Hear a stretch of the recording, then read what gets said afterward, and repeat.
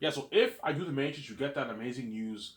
Ivan Omer, the whole world will be going crazy, man. Yeah, Ivan Omer, Sky Source just purchased the rights to make the sequels for the Matrix. You get that announcement on my Sky Source news website after saying that the whole world's going crazy, obviously. And I already have most of my cast chosen. I already know who I want for Smith. I want that guy who played Fisk in I don't think anyone's better for the role than him, but for him, I have to put CGI technology to make him look younger. Obviously, you have to do that to make him look like 20 years younger. I want him to look like he's like 50. So put CGI technology to make him look younger. And for the fighting sequences, you have stunt doubles jump in. That's the only way to make it work for him because he's getting old. Robert Vanessa, you're thinking of that for Smith. I can picture him as Smith. He's badass. Yeah, but I'm creative. I know what I'm doing, man. Yeah, he's very fucking creative. Yeah. I'm very creative, obviously. Yeah. I'm sorry. It's part two, guys. I'm sorry. Yeah.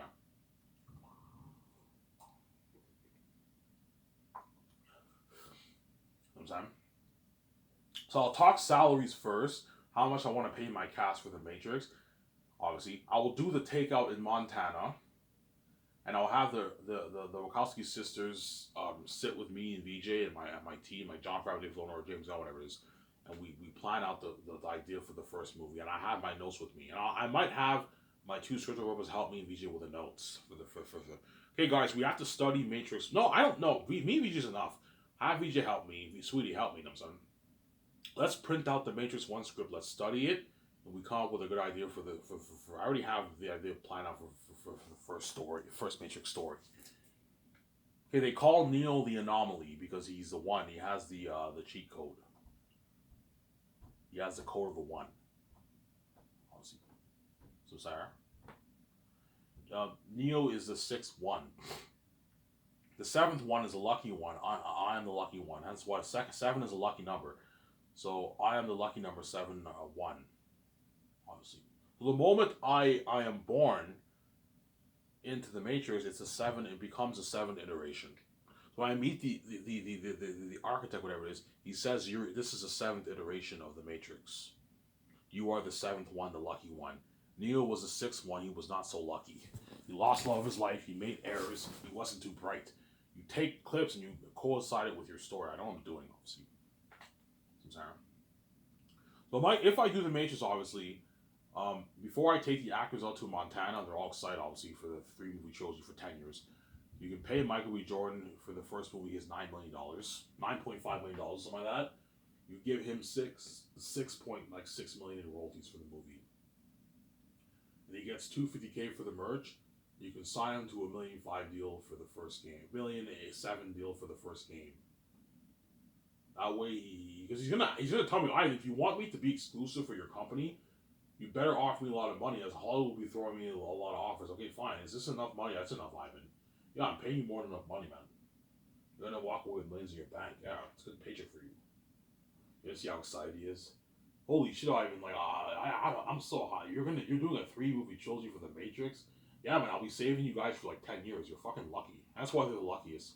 In the sense of being saved, they're luckiest. But in terms of their journey, the Zane Sackers are lucky, obviously. But the Zane Sackers, I'm saving them for like half a decade, man. Still a long time, yeah. And that's why Peter Mel and all those Zane Sackers, if I do the Matrix, like, Ivan, you're doing the Matrix? Could I be in that trilogy, Ivan? Please? Oh my guys, man, you're not good for the Matrix, man. You're good for this movie, you're not good for the Matrix. Yeah. Please, Ivan, I wanna work for your company. I don't wanna work in fucking Hollywood. Guys, I launch your careers, you're gonna be successful in Hollywood, you're gonna be getting some good Ivan, please. I don't wanna work in fucking Hollywood. I wanna work for you. I'm like, I know, but you're not good for the Matrix, guys, okay? You can cry all you want, man. It's not gonna work on me, man. You're not. I'm not. No, you're not good for the next movie. Some of them might shed tears, obviously. I'm like, look, man, you can shed tears all you want. You're not good for the next movie. Don't hate us. You're gonna go back to all of them left behind. You gotta deserve, yeah.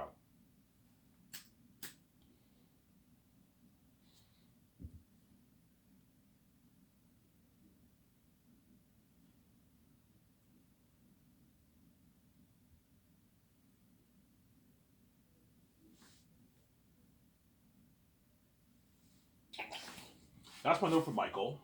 Obviously, John Krasinski, I can pay him for the first because he's big. pay him the lowest of the lowest. He's worth like 80 million. Pay him 60 million. You can give him a 7 million bonus. That's a good deal for him. And then for his royalties, you can give him like for the first movie 26 million royalties. That's good. The lowest amount because he's a supporting character. And I gotta watch out for my budget. 26 million royalties is good for him for the first movie. What about 30? I'm like, no. By the third movie, I can pay you your 33, 35, but for the first, you get 26. That's good enough. 7 million signing bonus, 60 million salary, and then you get your 500K for the merch. Because the small A's, I'll give them 500K for the merch, obviously. And what Michael B. Jordan, I'll give him 500K for the merch too, because he's a smaller A-lister. And that's my deal for him.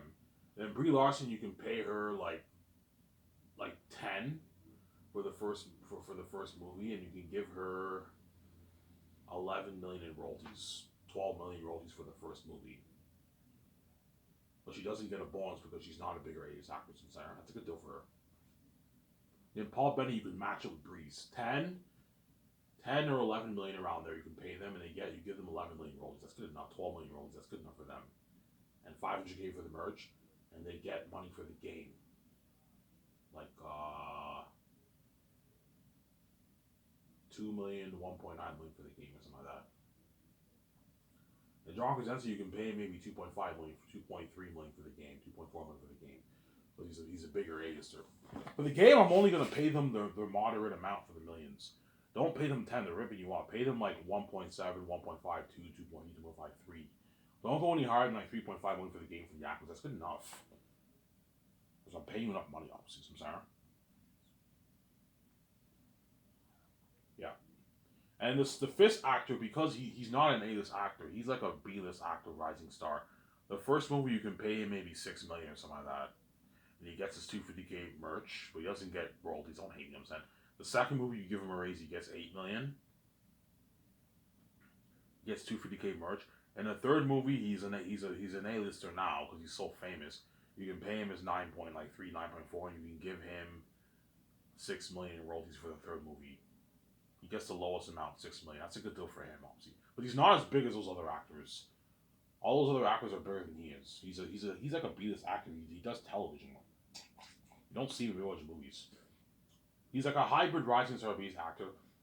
Pay him a good salary, but he doesn't get royalties, except for the third movie. You give him royalties. That's a good deal for him, obviously.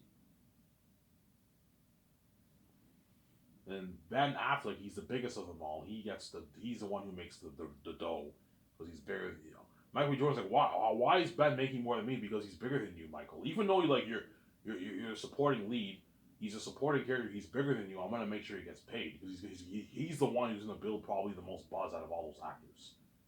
And John Krasinski too. But John Krasinski's not Ben Affleck. He's not as big as Ben Affleck. He's only worth like 80 million. Ben Affleck is worth like 100, like I don't know, 50, 60 million bucks. He's big. That's why he's greedy. You make sure he gets paid, but you have to make sure he gets paid off. I'm sorry. Yeah, for the majors for Ben Affleck, I can pay him maybe a 30 million deal.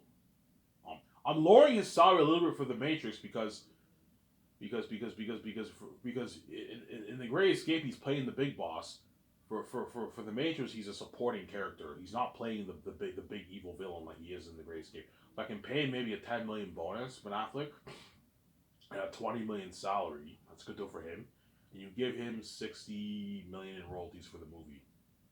It's a good deal for him. And the second movie you increase his salary. You can pay him 22 million. Give him maybe 12 million bonus. You can give him 65 million royalties for the second movie. And the third movie you can pay him 24 million and a 14 million bonus. He gets a nice raise. You can give him a 70 million or like 68 million in royalties for the movie. 70 million for the movie for the third movie. Good deal. From Sarah. What about pulse wing balls? No, guys, forget the pulse wing balls. What I'm paying you is enough. I thought, well, yeah, I'm being way too generous. You don't have to give them pulse wing bonuses. What you're paying them is enough, man. They don't even make this in Hollywood. Yeah.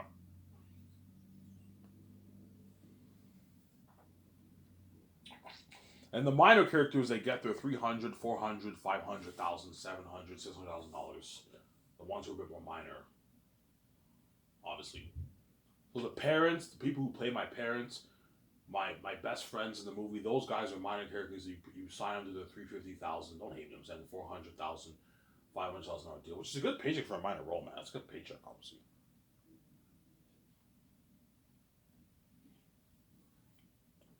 Sarah.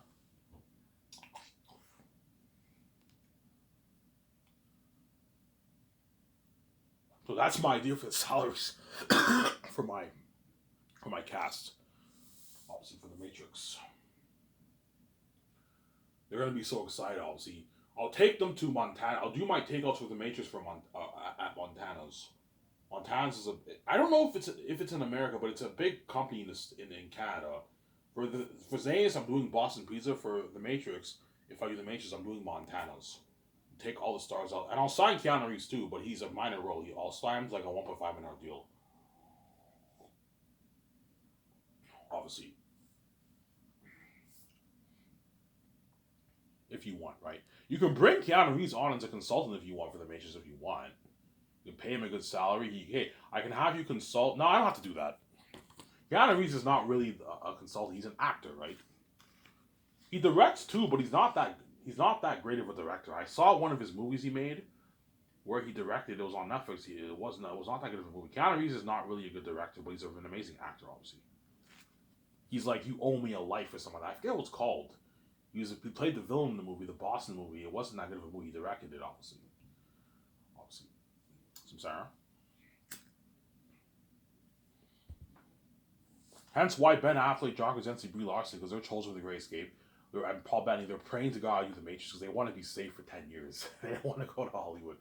Yeah, Ivan, thank you, man. Man, I'm fucking lucky. I'm going to be in your movie for like 10 plus years of my life. Yeah, I'm fucking lucky, man. Stay there for 10 years. But you can't, guys, I'm paying you enough money, you can't take offers in Hollywood. What about commercials? No, if you want to do commercials, magazines, and make extra money on the side, you can do that. Obviously, you're more than welcome to do your commercials. If you want to do voice work for games, you can do that, obviously. But you can't do any movies. You're locked on for Matrix. I need you guys focused. I don't want you guys filming all these fucking movies while you're working on the Matrix and you're stressed the fuck out. No. I need you focused. That's why you pay them a lot of money. That way they're happy. And then, I mean, what you're paying me is more enough money. I don't need to take roles in Hollywood. Yes, I'm paying you more than what Hollywood companies are offering you on average, right? Yeah. Especially Ben Affleck. Ben Affleck, there's no excuse. I'm paying you like 60 million royalties, man. You don't even make that in Hollywood. And a 30 million salary for the first movie. You make like, I make like my 20, 15 million in Hollywood. That's it. Yes. I need you focused, obviously. But Hollywood will be throwing those Matrix actors a lot of offers, especially after the first movie. Ben, we loved you in that movie, man. We want you to do this movie for us. We'll pay you $25 million. Yeah, Ben's like, I'm sorry, man, I can't. I'm locked on for Sky Source, man. You know what I'm saying? Yeah. I'd rather work for Sky Source than work in fucking Hollywood. Yeah, you get the perks and everything. Yeah, man.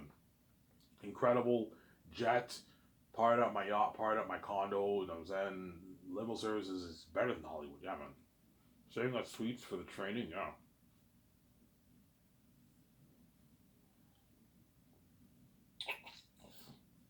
Obviously.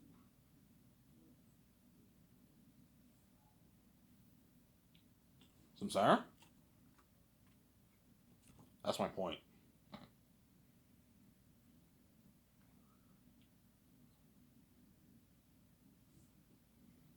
Somebody else, Vijay might say, Ivan, I want to do the Matrix. Vijay, what about the romance story? Ivan, we're going to be lovers in the movie. I want to kick ass in the Matrix. Yeah, Vijay, you're going to be like Trinity in the Matrix, kicking ass.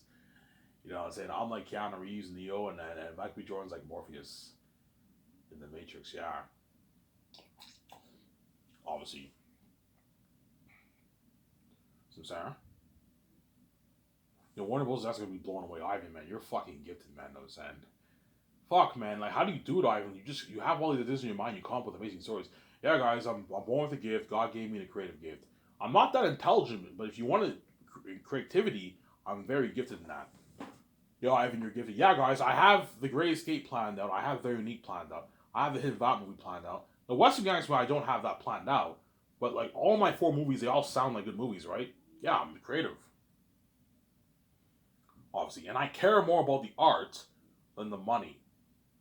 I care more about the art than the money, obviously, as I want to tell good stories. And if you tell good stories, you'll make more money for yourself.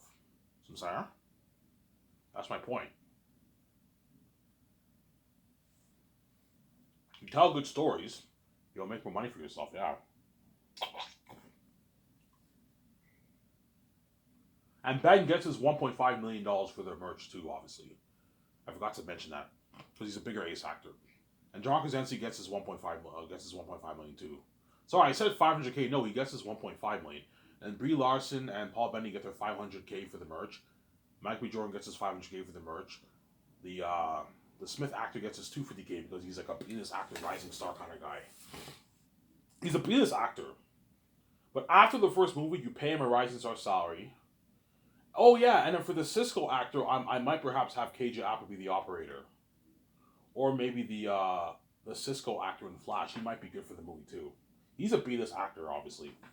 Have those two guys compete for the job. I might, because KJ Apple I wanted him for their unique. I might save him for the Matrix and have him be the operator. He has a good chunk of scenes. First movie, you can pay him his $3 million. That's a good paycheck for him. 3.3 million, whatever it is. Riverdale was a pretty big show. You can pay him his 3.3 million or something like that. The guy from Flash, pay him 2.5, 2.6 million. That's a good paycheck for him. He doesn't make that. And they get their 250K merch, but no royalties. Don't hate them, I'm saying. And then for the game, they don't get much because the operator, you don't play as him, but he'll be in the game. You can pay them a nice maybe 300K for the game. That's a good deal for them. And then second movie, they're now bigger, more famous. You can pay KJ Apa maybe $6 million for the second movie. That's a good paycheck for him. 250K for the merch, and like 350K for the game or something like that. 320K for the game. Some saying. And by the third movie, he's now an A-list actor. He's world famous. Pay him his 9 and give him 6 million royalties. You give him 500K for the merch, and you pay him is a couple $100,000 for the game. The reason why I'm paying them a couple $100,000 for the game because you don't play as the operators in the game, but they're going to be in the cut scenes and I don't know. You know the scenes when we do missions in the Matrix, the operators talking. You're going to hear their voice acting work. Pay them a couple $100,000 for the game, but don't pay them the millions because you don't play as them. If you don't play as them, I don't pay you millions, man. I'm not going to let you rip me off like that, Sarah. You see why I have my whole company planned out? I even know how much I want to pay the stars, which is good. There's nothing worse than signing actors you don't know how much money you want to pay them. No, I know how much money I want to pay all my stars, and they'll all accept my deal because most of them don't make this in Hollywood on average. Yeah.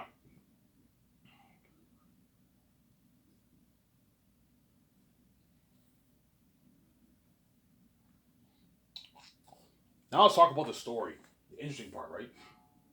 Yes, my deal for the story, it starts off with the flashbacks of what happened in the originals. This is what I'm seeing in my mind.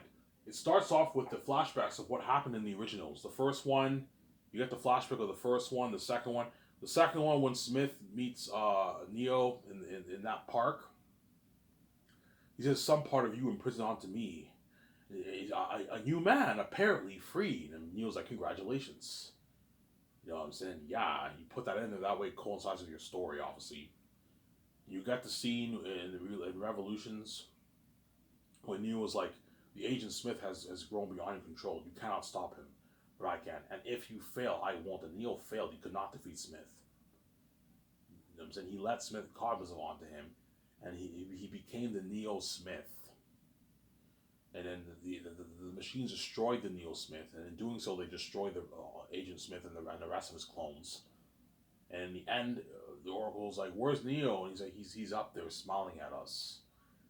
His spirit lived on because he has a code of the one, but the spirit of Smith also lived on because he was a part of Neo, a part of you imprinted onto me."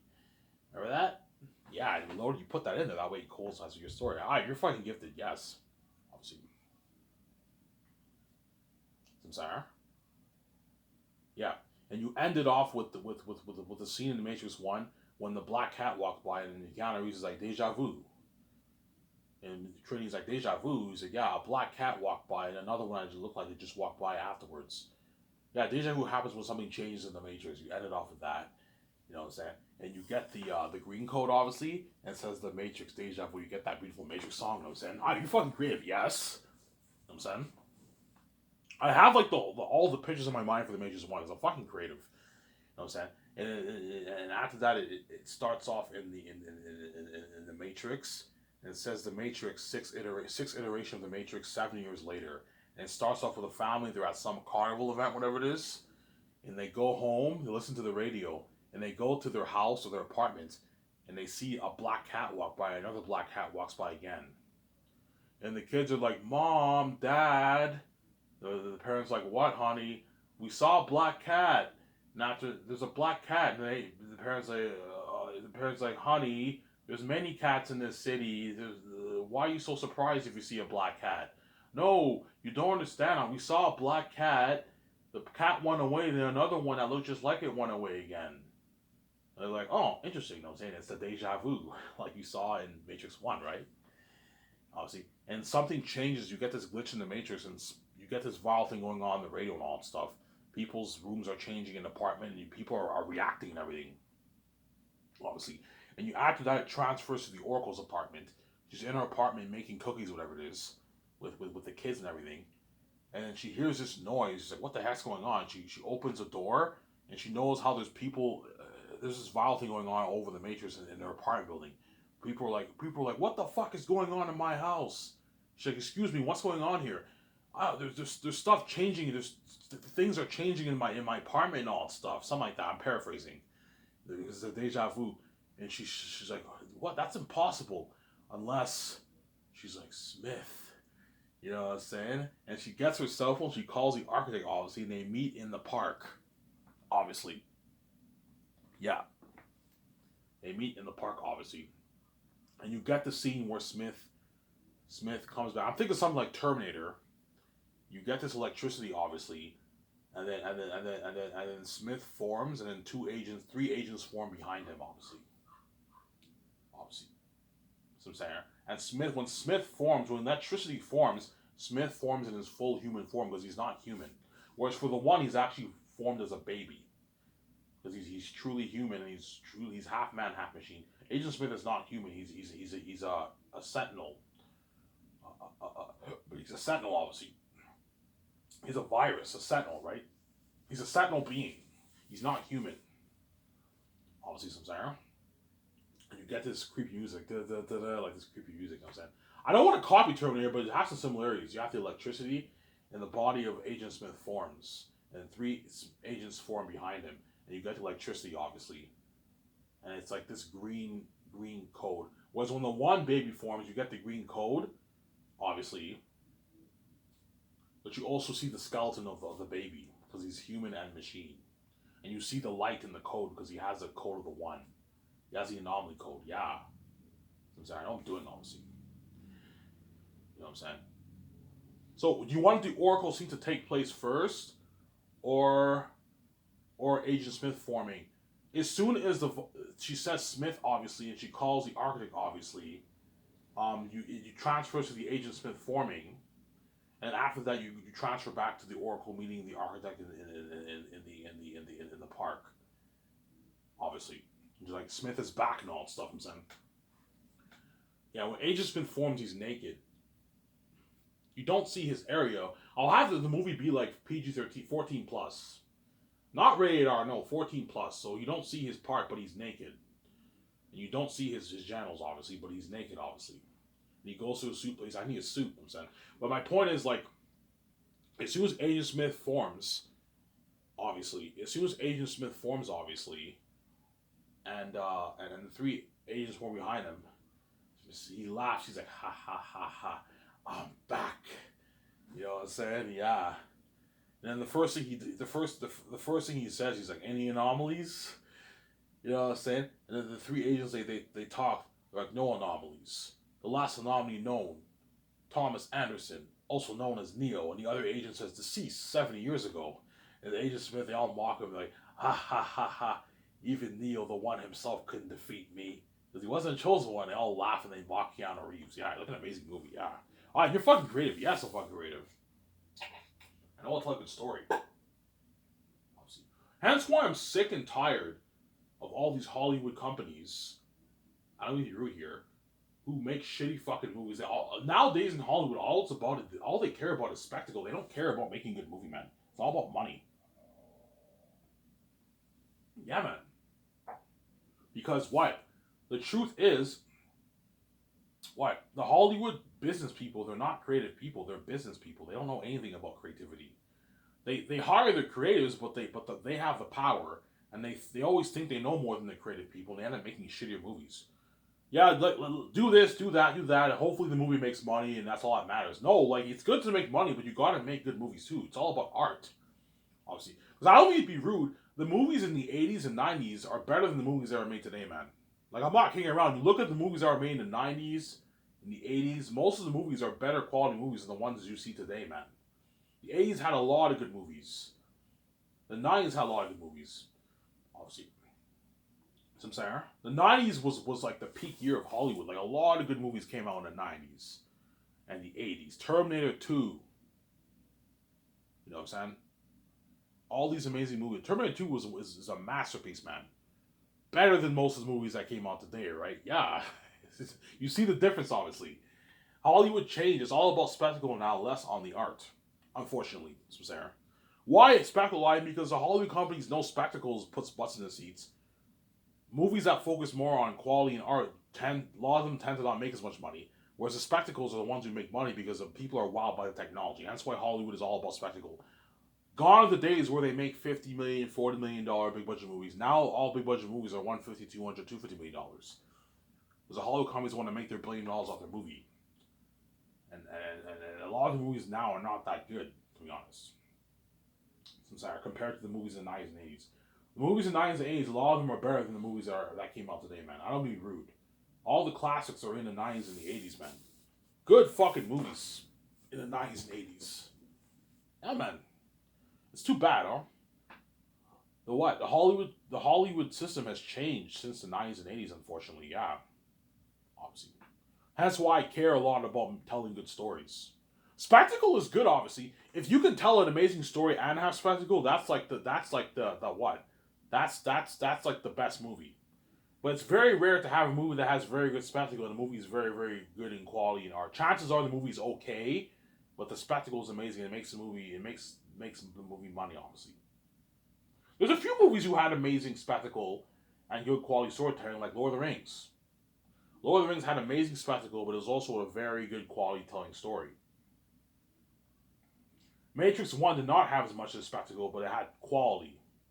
Whereas Matrix 2 and 3 had more spectacle, but the stories were not as good, some say.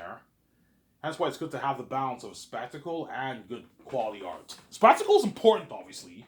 It makes the movie better, but you have to also make sure it does not what? Make sure the movie's not on balance, whereby you focus more on spectacle, less on telling a good story. I'm sidetracking here. I should say that.